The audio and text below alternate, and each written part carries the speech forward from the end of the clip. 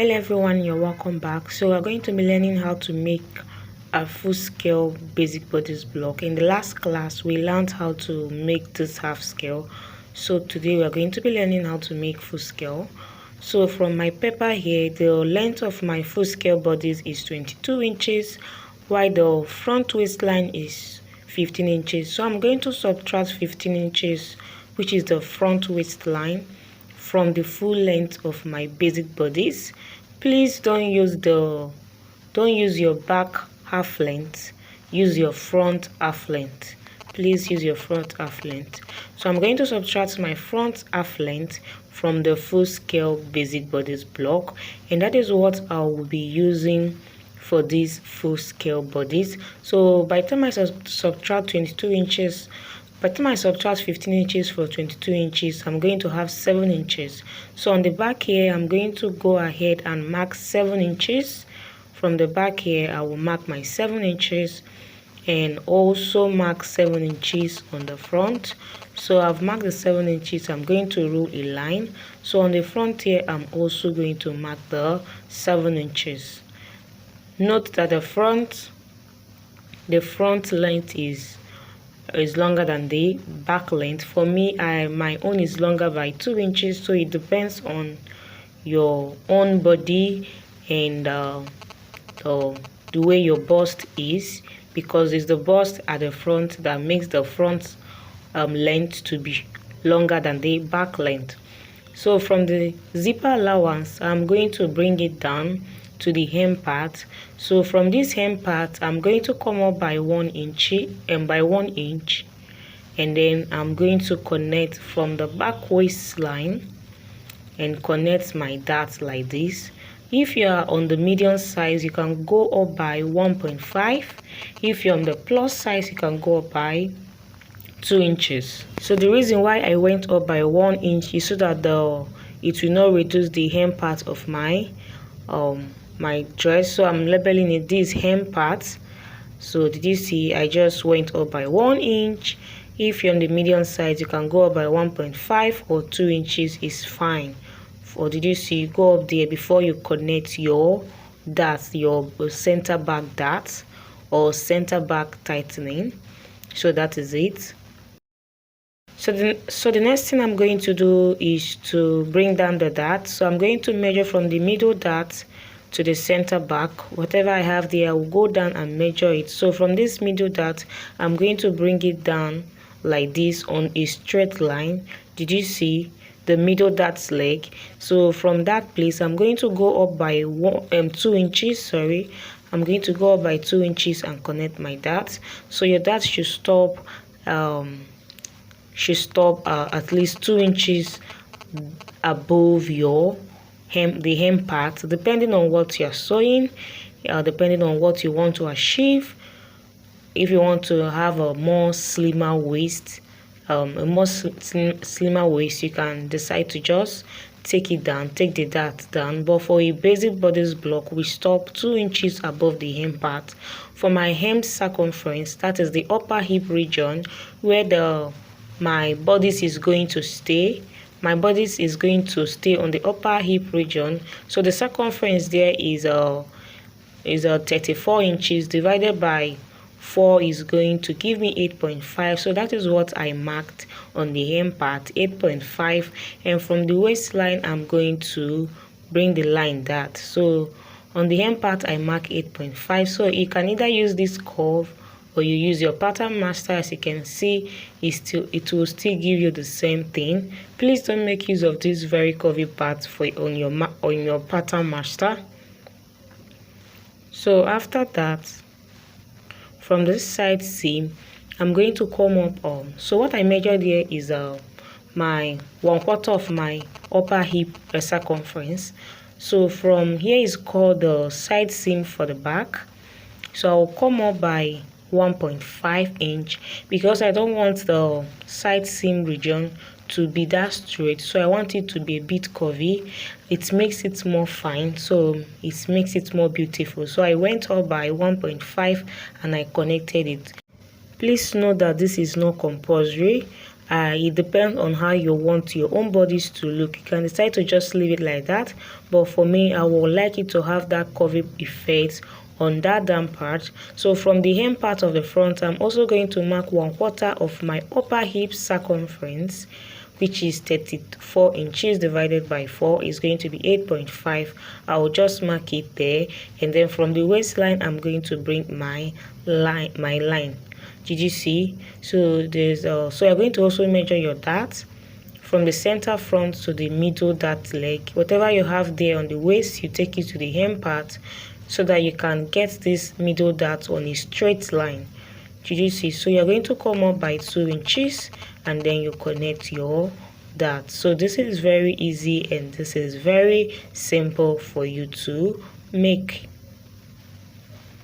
So this is what I have. As you can see, the full scale bodice has taken shape. So whatever thing I did, what I did on the back part, I'm also going to do it on the front part. So this is the side seam for the front. So from this down part, I'm going to come up by 1.5. I'm going to connect it just to have that curvy effect. Like I said earlier, this is not compulsory.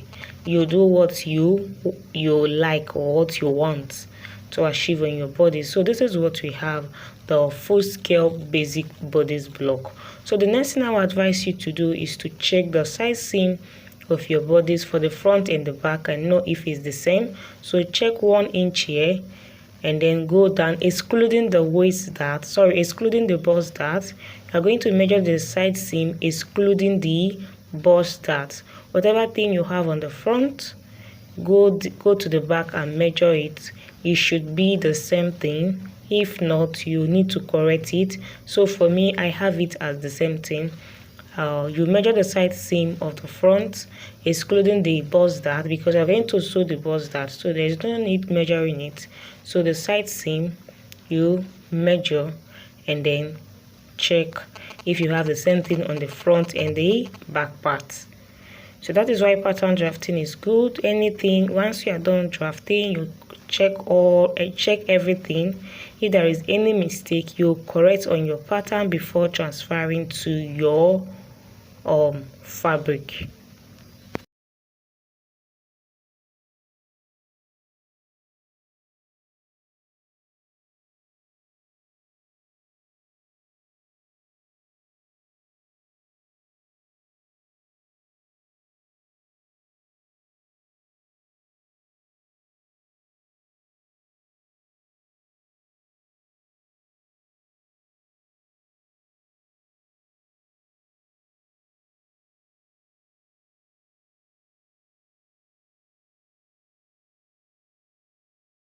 So as you can see, we have achieved our full scale basic bodice block. This is the back part and this is the front part. So the next thing is to cut this pattern out. So I have gone ahead to trace this pattern to my brown paper. I do not want to cut out this pattern, so I don't want to cut it out now. So I now traced it on this brown paper. So I'm going to use my pen and highlight it.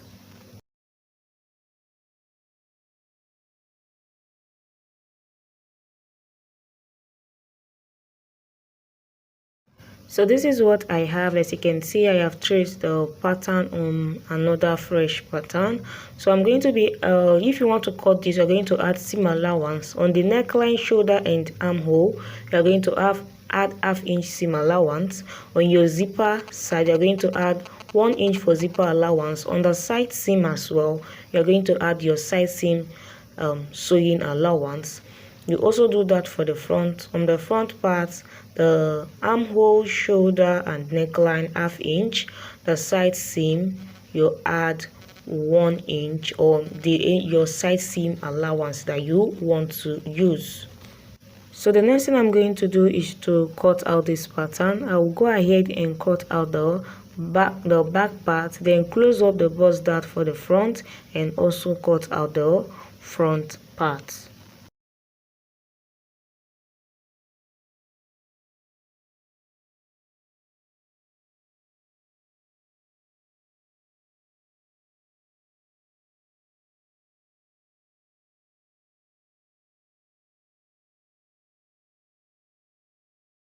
So as you can see, I've cut out the back part. Now to continue the cutting of the front, I am going to close up these balls that we are going to close up this balls that you can leave this balls that like this and sew it on your fabric, or you transfer this balls that I know you have seen some materials that have balls that sewn on it, so you can leave your balls that like this.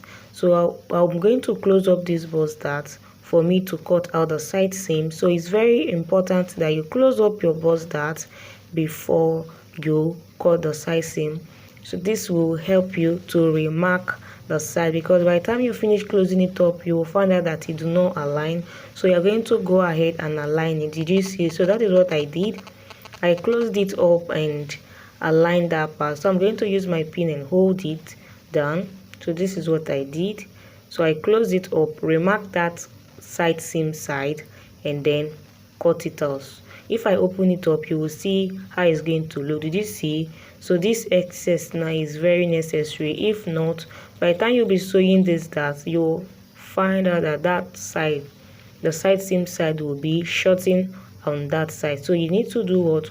Close up this that before you continue your cutting. So I'll go ahead and finish up the cutting.